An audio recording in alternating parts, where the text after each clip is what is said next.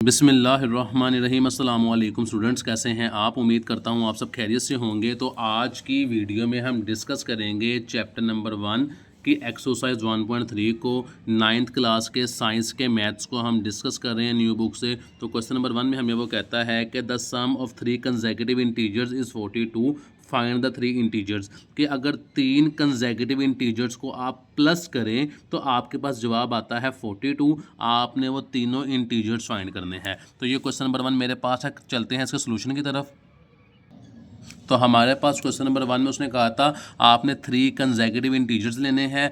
Consecutive कहते हैं मुसलसल को, लगातार को। तो हमने फर्स्ट नंबर लेट कर लिया x, सेकंड नंबर हमने लेट कर लिया x+1, थर्ड हमने कंसेक्यूटिव नंबर लेट कर लिया x+2। अगर वो 3 की बजाय 4 कह देता तो यहाँ पे x+3 चौथा नंबर हो जाता। अगर वो 5 नंबर कह देता तो यहाँ पे 5वां नंबर x+4 हो जाता। आपने जितने भी कंसेक्यूटिव इंटीजर्स लेने हैं, पहला x ले लेना है, उसके बाद x में 1 प्लस करना है, दूसरा नंबर आ जाएगा।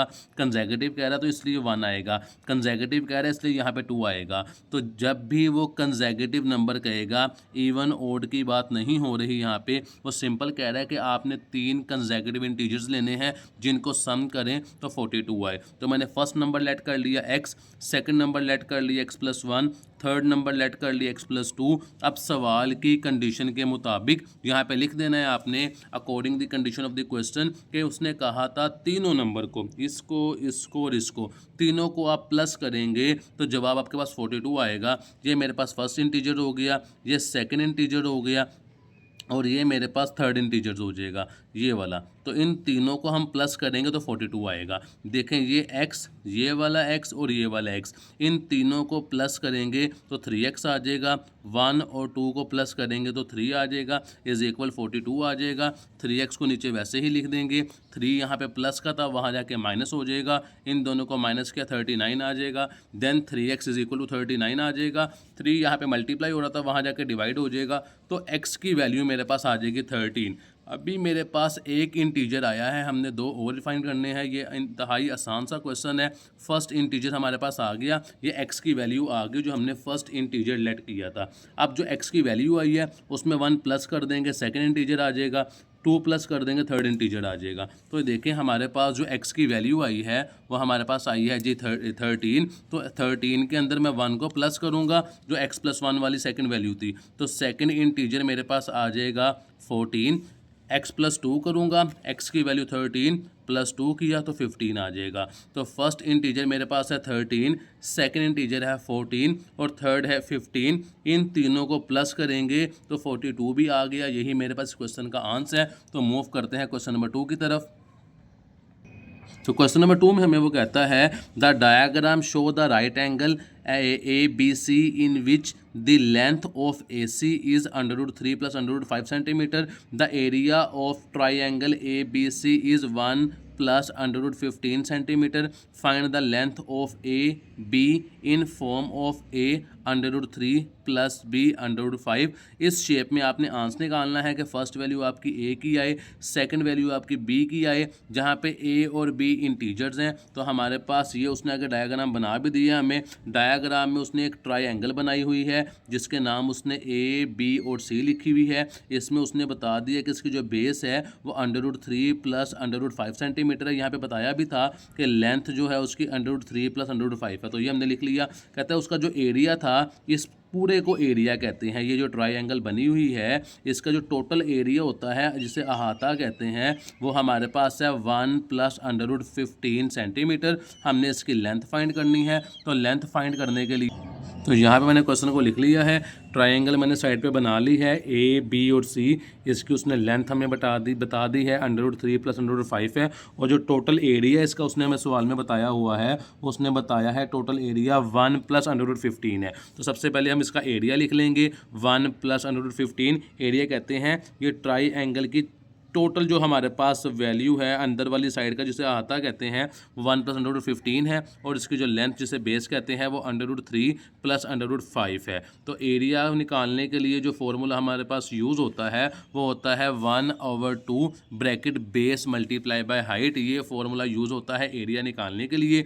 टोटल एरिया उसने हमें बता दिया था कि 1 प्लस √15 है, वो वैसे ही नीचे उतार देंगे, 1/2 नीचे आ जाएगा। बेस हमारे पास गिवन थी, यहाँ पे √3 प्लस √5 वो लिख देंगे, मल्टीप्लाई हाइट रहेगी, हाइट हमने निकालनी थी जो कि इसे हाइट कहते हैं। ए और बी ये हमने फाइंड करनी थी, तो मैंने ए और बी को साथ वैसे ही आगे लिख लिया। जहाँ पे 2 डिवाइड हो रहा था वहाँ जाके मल्टीप्लाई हो जाएगा ब्रैकेट के साथ, तो 1 प्लस √15 वैसे ही आ जाएगा। ये 2 जो डिवाइड हो रहा था ये बाहर यहाँ पे आ जाएगा, इज इक्वल टू ये 1 को वैसे ही लिख देंगे √3 प्लस √5 मल्टीप्लाई ए बी के साथ। इसके बाद 1 को जब इससे मल्टीप्लाई करेंगे वही वैल्यू आ जाएगी √3 प्लस √5, यहाँ पर ए बी के साथ मल्टीप्लाई हो रहा था, यहाँ पर आके डिवाइड हो जाएगा, तो फर्स्ट वैल्यू 2 ब्रैकेट 1 प्लस √15 वैसे ही आ जाएगा, ये वाली वैल्यू नीचे आके डिवाइड आ जाएगी, 1 मल्टीप्लाई होकर ख़त्म हो जाएगा, साथ is equal to A B आ जाएगा। अब यहाँ पर हमारे पास जो वैल्यू आई है वो आई है 2 bracket 1 plus √15 over √3 plus √5 is equal to A B. अब इसको सोल्व कर लेते हैं। ये क्वेश्चन हम वही है, रैशनलाइज द डिनोमिनेटर के मुखरिज को नातिक बनाए, तो ऊपर वाली वैल्यू को वैसे लिख देंगे, नीचे वाली वैल्यू को हमने नीचे वैसे लिख दिया। जो नीचे वैल्यू होती है उसको ऊपर और नीचे हम मल्टीप्लाई करते हैं और साइन चेंज कर देते हैं। अगर प्लस का साइन है तो माइनस का साइन आ जाएगा, अगर माइनस का है तो प्लस का आ जाएगा। तो नीचे वाली वैल्यू √3 प्लस √5 थी, सेंटर में प्लस का साइन था, ऊपर और नीचे साइन चेंज होकर माइनस के हो जाएंगे। तो हमारे पास ऊपर वाली वैल्यू को सामने जब मल्टीप्लाई करेंगे, जब भी क्वेश्चन हमारे पास फ्रैक्शन में गिवन हो तो और सेंटर में मल्टीप्लाई का साइन हो तो वो सामने सामने मल्टीप्लाई होती है। इस वैल्यू के इस वैल्यू से मल्टीप्लाई किया तो पूरी की पूरी वैल्यू को उठा के वैसे ही लिख देंगे। ये a प्लस बी है, ये a माइनस बी है, इसके लिए फॉर्मूला यूज़ होता है a का स्क्वायर माइनस b का स्क्वायर। तो a हमारे पास है √3, b हमारे पास है √5, तो यहाँ पे लिख देंगे 3 और 3 √3 का स्क्वायर प्लस माइनस माइनस √5 का स्क्वायर। ऊपर वाली वैल्यू को हम वैसे ही नीचे उतार देंगे और 3 हमारे पास स्क्वायर √ से कट हो जाएगा, 3 नीचे आ जाएगा, स्क्वायर √ से कट हो जाएगा, 5 नीचे आ जाएगा। आई होप यहाँ तक क्वेश्चन आपको समझ आ गया होगा। क्वेश्चन को मज़ीद सिंप्लीफाई कर लें। तो यहाँ पे जगह कंजस्टेड है नीचे, मैं इसे नेक्स्ट पेज के ऊपर मूव कर लेता हूँ। ऊपर वाली वैल्यू वैसे ही लिख देंगे, 3 - 5 करेंगे तो मेरे पास -2 नीचे वाली वैल्यू का जवाब आएगा। ये नेक्स्ट स्टेप, नेक्स्ट पेज पे हम इस स्टेप को कर लेते हैं। तो ऊपर वाली वैल्यू को मैंने वैसे ही लिख लिया, 3 - 5 किया तो -2 आ गया, ये 2 वैसे ही बाहर आ जाएगा। देन इन दोनों ब्रैकेट को आपस में मल्टीप्लाई करेंगे। जब मैंने 1 को मल्टीप्लाई किया √3 - √5 से, तो 1 मल्टीप्लाई होने के बाद वही वैल्यू नीचे बच जाएगी। तो √3 - √5 जब 1 से मल्टीप्लाई होगा तो वही वैल्यू नीचे आ जाएगी। ये प्लस का साइन नीचे आ जाएगा। पहले 15 को मल्टीप्लाई करना है 3 से, देन 15 को मल्टीप्लाई करना है 5 से। 15 को मैंने 3 से मल्टीप्लाई किया तो दोनों वैल्यू √ के अंदर वैसे ही आ जाएंगी। तरतीब से मैंने पहले 3 लिख दिया, देन √15 लिख दिया, माइनस का साइन नीचे आ जाएगा। 15 को मैंने 5 से मल्टीप्लाई किया, अरेंज करूंगा, पहले √5 आ जाएगा, देन √15 आगे आ जाएगा। -2 को हम वैसे ही नीचे ले आएंगे। यहाँ पे मज़ीद सिंप्लीफाई करूँ तो ये एक स्टेप और कर लेते हैं, 2 नीचे वैसे ही आ जाएगा। देन ये देखें √3 और यहाँ पर ये वाला √3, एक रकम ये और एक रकम मेरे पास ये, इन दोनों को √3 को मैंने कॉमन निकाल लिया। ये जब कॉमन निकला तो मेरे पास यहाँ पे आ गया, इसकी जगह पे 1, ये प्लस का साइन नीचे आ गया, √3 कॉमन आ गया, बाकी 15 बचा वो नीचे आ जाएगा। यहाँ से कॉमन निकलेगा तब भी 1 आएगा, 1 15 से मल्टीप्लाई होगा तब भी वही वैल्यू रह जाएगी। अब मेरे पास जो वैल्यू बच गई है वो एक ये वैल्यू बच गई है और एक ये वैल्यू बच गई है, क्योंकि इन दोनों में भी √5 कॉमन था, तो -√5 -√5 इसे मैंने कॉमन निकाल लिया। इसकी जगह पे मेरे पास 1 बच गया, प्लस का साइन ये वाला नीचे आ गया, √5 मेरे पास कॉमन निकाल आया, 15 मेरे पास नीचे आ जाएगा। आई होप ये सवाल यहाँ तक आपको समझ आ गया होगा। ये 2 को इस 2 से कटिंग कर दिया, बाकी माइनस बचा, इस माइनस के साइन को हम ऊपर ले जाएंगे और ये माइनस का साइन हमारे पास यहाँ पे बाहर आ गया। बाकी वैल्यू मेरे पास बचती है 1 + √15, ये वाली वैल्यू और ये वाली वैल्यू। ये दोनों वैल्यू मेरे पास जो थी, ये दोनों वैल्यू मैंने यहाँ पे फर्स्ट वैल्यू को यहाँ पे लिख दिया, ये वाली वैल्यू को 1 + √15 को मैंने यहाँ पे लिख दिया, देन √3 - √15 था, इस वैल्यू को मैंने यहाँ पे लिख दिया, देन ये वैल्यू बचती है, मैंने इस वैल्यू को उठा के यहाँ पे लिख दिया 1 + √15, माइनस जो है वो वैसे ही मेरे पास बाहर आ जाएगा।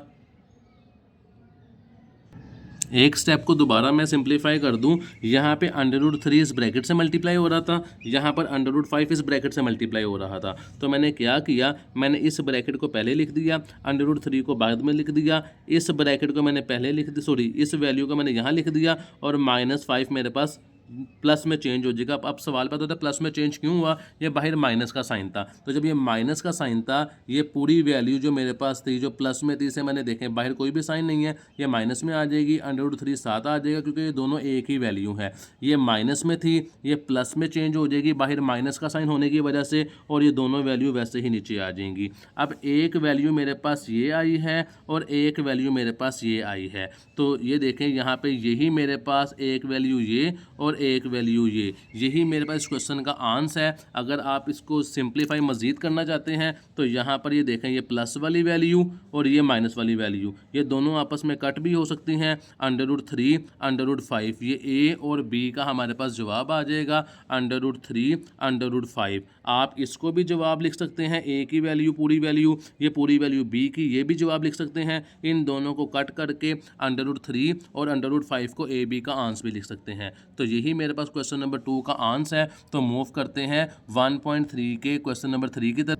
क्वेश्चन नंबर 3 में कहता है a rectangular has side of length 2 + √8। एक रेक्टेंगल था जिसकी साइड की लेंथ थी 2 + √8 मीटर एंड 5 - 4 √2 मीटर। इसकी ये हमारे पास दो लेंथें थी। Express the area of rectangle in form of a + b √2। कहते हैं आपने एरिया फाइंड करना है इस फॉर्म में, a + b √2 में, जहाँ पे a और b हमारे पास इंटीजर्स हैं। तो सबसे पहले मैं बताता हूँ रेक्टेंगल होती क्या है। ये मैंने एक रेक्टेंगल बना ली है। ऊपर उसने सवाल में बताया था कि रेक्टेंगल की दो साइड्स की जो हमारे पास लेंथ है, एक है 2 + √18 और दूसरी की है 5 - 4 √2 मीटर। तो इसकी दो साइडों की जो हमारे पास लेंथ थी वो हमारे पास गिवन थी। तो यहाँ पे मैंने वन साइड की लेंथ लिख ली, ये सेकंड साइड की लेंथ लिख ली मैंने ये। इसके बाद उसने कहा था आपने एरिया फाइंड करना है, तो एरिया का फार्मूला होता है लेंथ मल्टीप्लाई बाय विड्थ। तो हमने इन दोनों को आपस में मल्टीप्लाई करना है, लेंथ को और विड्थ को, जो हमारे पास वैल्यूज़ गिवन थी, लंबाई ज़रब चौड़ाई, तो इन दोनों को हमने यहाँ पे मल्टीप्लाई कर देना है।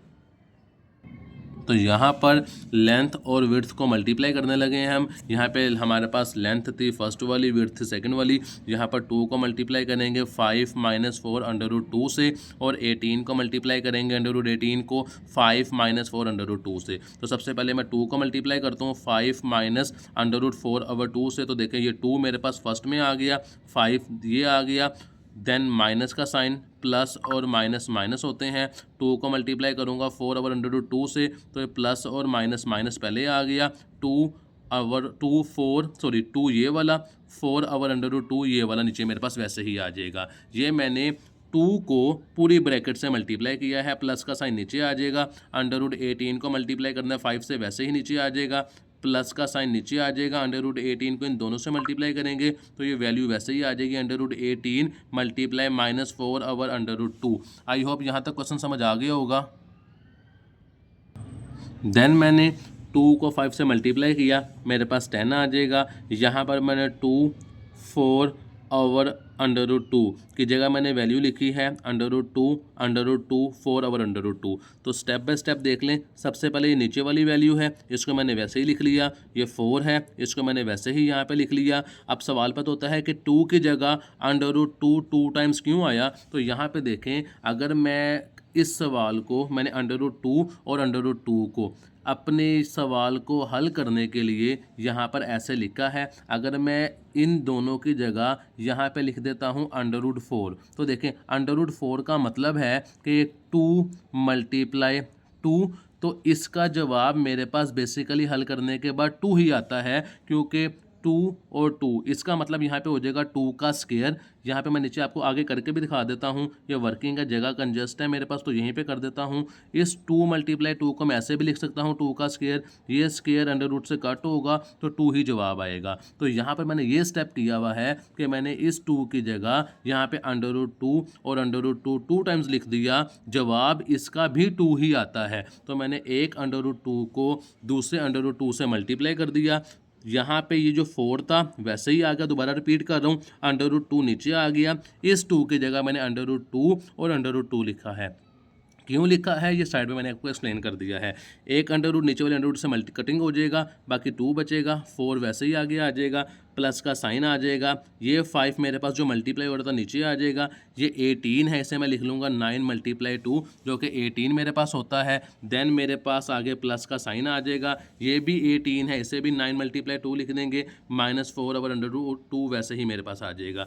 नेक्स्ट स्टेप में अगर मैं नेक्स्ट स्टेप की तरफ मूव करें तो सबसे पहले √10 मेरे पास नीचे वैसे ही आ जाएगा, ये वैल्यू बचती है √2 और 4, इसको मैं अरेंज करके लिख दूंगा, 4 पहले आ जाएगा, √2 बाद में आ जाएगा, +5 नीचे आ जाएगा, ये वाली वैल्यू उठा के हम नीचे वैसे ही लिख देंगे। इस 9 को मैंने यहाँ पे स्क्वायर की शक्ल में लिख देता हूँ। स्क्वायर की शक्ल में कैसे लिखेंगे, इसको मैंने लिख लिया, इस 9 को 3 का स्क्वायर, बाकी बचेगा √2, वो √2 इस √2 से कट हो जाएगा, बाकी मेरे पास 4 बचा, वो 4 नीचे आ जाएगा, प्लस और माइनस, या माइनस का साइन मैंने बाहर लगा दिया। यहाँ पर 9 की जगह मैंने लिखा है 3 का स्क्वायर, ये √2 जो बाकी बचा वो इससे कट हो जाएगा, बाकी -4 है, ये प्लस और माइनस माइनस होते हैं, 4 मेरे पास नीचे आ जाएगा। मज़ीद सिंप्लीफाई करूँ तो √10 मेरे पास वैसे ही आ जाएगा, सेकेंड वैल्यू वैसे ही आ जाएगी, ये 5 वैसे ही आ जाएगा, जो मैंने ऊपर स्टेप किया था 9 के साथ वो यहाँ पे भी किया, 3 का स्क्वायर × 2, माइनस का साइन, ये स्क्वायर √ से कट हुआ यहाँ पे, तो मेरे पास आ जाएगा 3 और ×4 वैसे ही आ जाएगा। देन ये 10 मेरे पास वैसे ही आ जाएगा, सेकंड वैल्यू वैसे ही आ जाएगी, 5 वैसे ही आ जाएगा, ये स्क्वायर √ से कट हुआ तो 3 मेरे पास बाहर आ जाएगा, अंदर √2 रह जाएगा, माइनस इन दोनों का मल्टीप्लाई किया तो मेरे पास 12 आ जाएगा। देन मेरे पास 10 वैसे ही आ जाएगा, सेकंड वैल्यू वैसे ही आ जाएगी, इन दोनों का मल्टीप्लाई किया तो 15 आ जाएगा, √2 मेरे पास वैसे ही आ जाएगा, -12 मेरे पास नीचे वैसे ही आ जाएगा। अब हम इसका आंसर निकालने लगे हैं। यहाँ पे देखें कांस्टेंट वैल्यू मेरे पास है यहाँ पे 10 और यहाँ पे है -12, तो सवाल पैदा होता है सर यहाँ पे 15 भी तो है, एक 15 2 के साथ है, 4 √2 के साथ है, तो 10 के अंदर से जब -12 को मैं अंडरलाइन कर देता हूँ, इन दोनों को जब सोल्व करेंगे तो -2 मेरे पास जवाब आएगा, तो इन दोनों को सोल्व करके -2 लिख दिया, ये दोनों अंडर के अंदर थी, तो इनकी जो बाहर वाली वैल्यू थी 15 -4 वो बाकी 11 बच जाएगी, √2 मेरे पास कॉमन आ जाएगा, तो यही मेरे पास इस क्वेश्चन का जवाब है। तो मूव करते हैं इस एक्सरसाइज के क्वेश्चन नंबर 4 की तरफ। क्वेश्चन नंबर 4 में हमें वो कहता है कि find the 2 numbers whose sum is 68 and difference is 32। इंतहाई आसान क्वेश्चन है, कहते हैं आपने 2 नंबर फाइंड करने हैं जिनको जमा करने से 68 आए और माइनस करने से आपके पास 22 आए, तो वो 2 नंबर आपके पास क्या होने चाहिए। तो क्वेश्चन को सॉल्व करते हैं।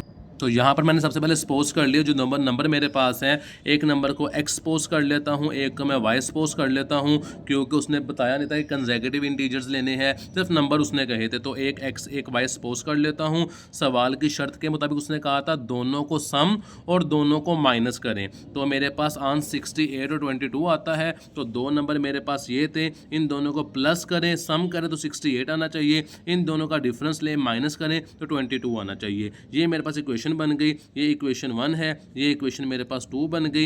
इनको हम एडलेस कर लेते हैं, माइनस कर लेते हैं, ये प्लस का ये माइनस का, ये दोनों आपस में कट हो जाएंगे, x और x 2x बचेगा, इन दोनों को प्लस करेंगे 90 आ जाएगा, ये 2 मल्टीप्लाई हो रहा था वहाँ जाके डिवाइड हो जाएगा, तो x की वैल्यू मेरे पास 45 आएगी जब 90 को हम 2 पे डिवाइड करेंगे। अब हमारे पास x की वैल्यू आ गई है इक्वेशन 1 के अंदर या इक्वेशन 2 के अंदर, x की वैल्यू को पुट करें और y का जवाब निकाल लें। तो मैंने इक्वेशन 1 के अंदर x की वैल्यू को पुट किया हुआ है, आप यहाँ पे लिख भी सकते हैं कि putting the value of x in equation 1, तो इक्वेशन 1 थी x + y = 68, x की जगह x की वैल्यू आ जाएगी 45, y ऐसे ही आ जाएगा 68 नीचे आ जाएगा, 45 यहाँ पे प्लस हो रहा था वहाँ जाके माइनस हो जाएगा, तो y की वैल्यू मेरे पास आ जाएगी 23। तो ये 2 इंटीजर्स मेरे पास हैं, मेरे पास नंबर हैं, एक है 45 दूसरा है 23, इन दोनों को मैं प्लस करूं तो 68 आता है, इन दोनों को मैं माइनस करूं तो मेरे पास 22 भी आ जाता है। मैं आपको करके भी दिखा देता हूं,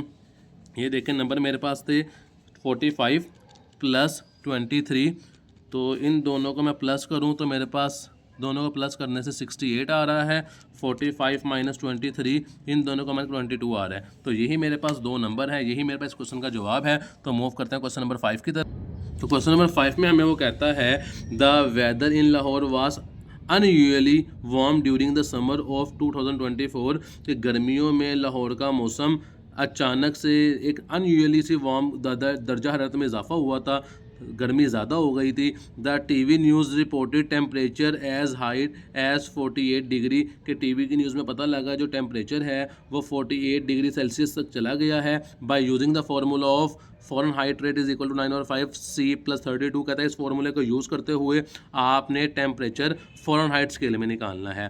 फ़ॉरेनहाइट स्केल इंटरनेशनल लेवल पे यूज़ होता है। इस फॉर्मूले को यूज़ करते हुए आपने टेम्परेचर को कन्वर्ट करना है फ़ॉरेनहाइट में। तो क्वेश्चन को सॉल्व करते हैं। तो इंतहाई आसान क्वेश्चन है। सबसे पहले टेम्परेचर जो उसने हमारे पास दे दिया था सेल्सियस स्केल में वो 48 डिग्री था, फ़ॉरेनहाइट में हमने कन्वर्ट करना था, क्वेश्चन मार्क आ जाएगा।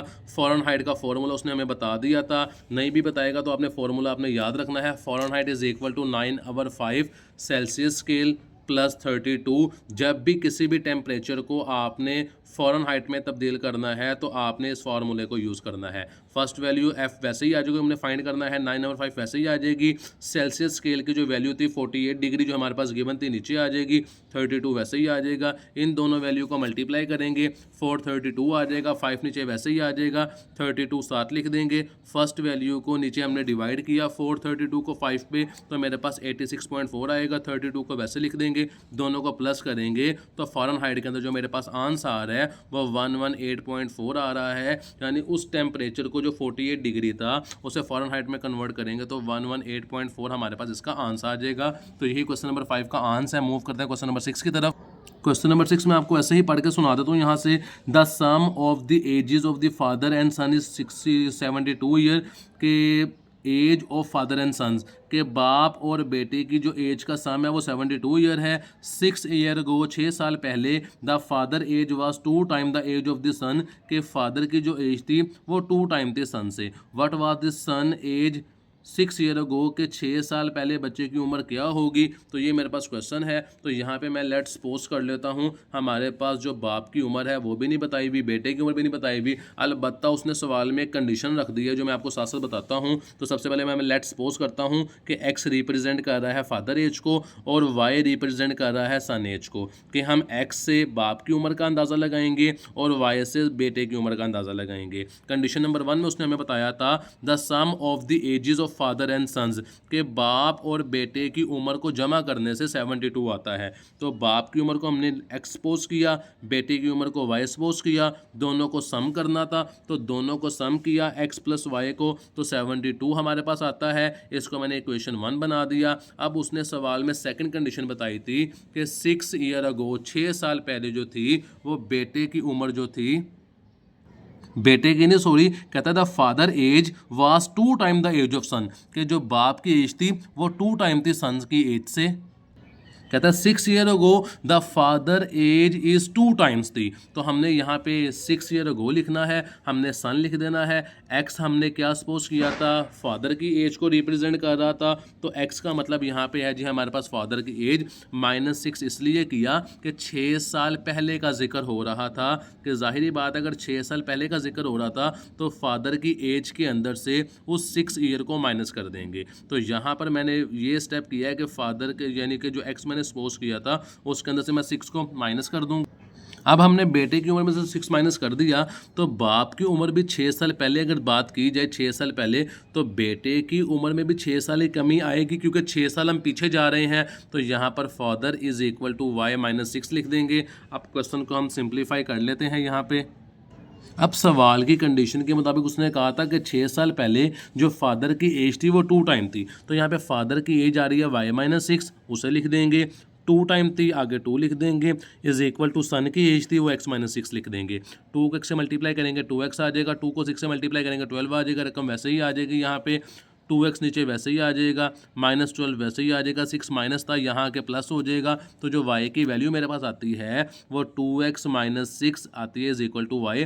-12 + 6 करेंगे तो -6 आ जाएगा बराबर y के आ जाएगा। तो ये मेरे पास y की एज आई है। तो अब हमने y की वैल्यू को हम पुट कर देते हैं इक्वेशन 1 के अंदर। इक्वेशन 1 मैंने क्या बनाई थी कि x और y यानी कि बाप और बेटे और बाप की उम्र को प्लस करके, बाप और बेटे की उम्र को प्लस करके 72 आता है, ये इक्वेशन 1 1 थी हमारे पास, इसके अंदर हम वैल्यू पुट कर देते हैं। इक्वेशन 1 मेरे पास थी x + y = 72, ये इक्वेशन 1 मेरे पास थी। x वैसे ही नीचे आ जाएगा, y की जगह पे y की वैल्यू आएगी, तो मेरे पास आइए 2x - 6 वो लिख देंगे = 72 आ जाएगा।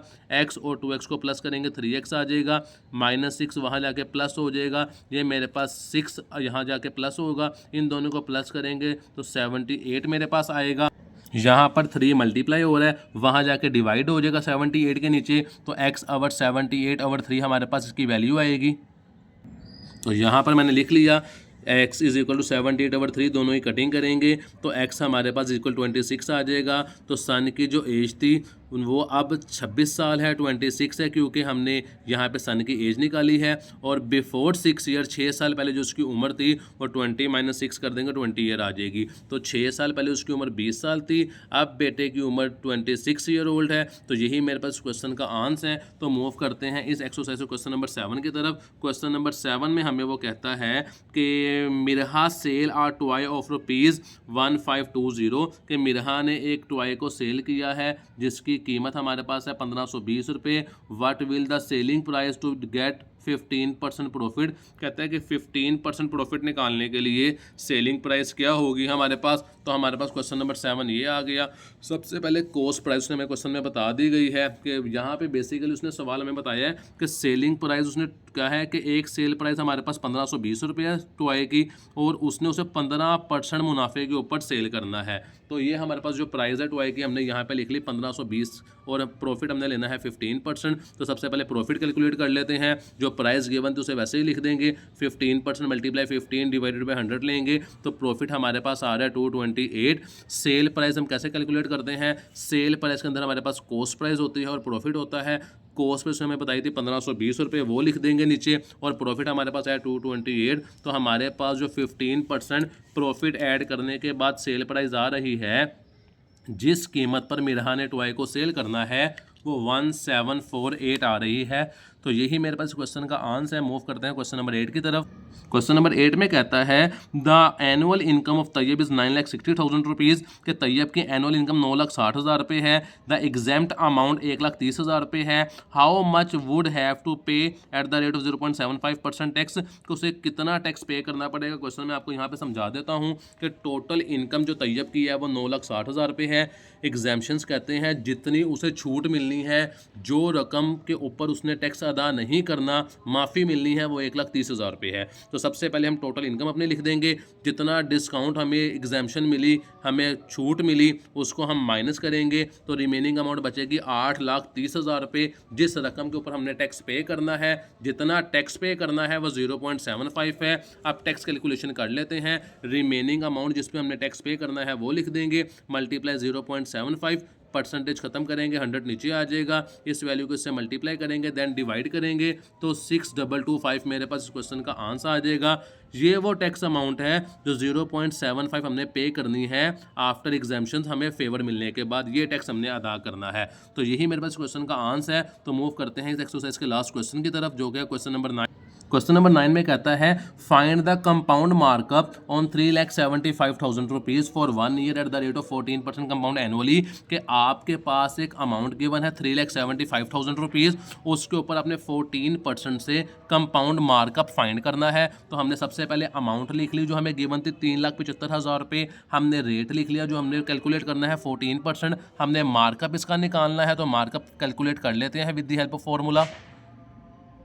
तो यहाँ पे जो फॉर्मूला यूज़ होता है उसने सिंपल हमें 1 साल का निकालने के लिए कहा है, तो amount multiply rate divided by 100, ये फॉर्मूला हमारे पास यहाँ पे सिंपली यूज़ हो जाएगा 1 साल का मार्कअप निकालने के लिए। वैसे तो यहाँ पे कंपाउंड इंटरेस्ट निकालने के लिए जो फॉर्मूला यूज़ होता है वो मैं साइड पर आपको लिख देता हूँ। जो फॉर्मूला यूज़ होता है वो फॉर्मूला यूज़ होता है compound amount is equal to 1 + r⁴n। ये फॉर्मूला यूज़ होता है जब एक से ज़्यादा सालों का जिक्र किया गया होगा, कंपाउंड इंटरेस्ट, कंपाउंड अमाउंट, तो ये वाला फॉर्मूला यूज़ होता है। कंपाउंड इंटरेस्ट के लिए -1 कर देते हैं, कंपाउंड अमाउंट के लिए ये फॉर्मूला है। लेकिन यहाँ पर सिर्फ 1 साल के लिए निकालने के लिए कहा गया है, तो अमाउंट लिख देंगे, मल्टीप्लाई बाय रेट है 14 डिवाइडेड बाय 100। तो सिंपल इसकी परसेंटेज हम ले लेते हैं कि 3,75,000 मल्टीप्लाई 14 डिवाइडेड बाय 100, तो अमाउंट हमारे पास आती है 52,500। मेथड। तो यही मेरे पास इस क्वेश्चन का आंसर है। इसके साथ ही हमारे पास एक्सरसाइज कंप्लीट हो चुकी है।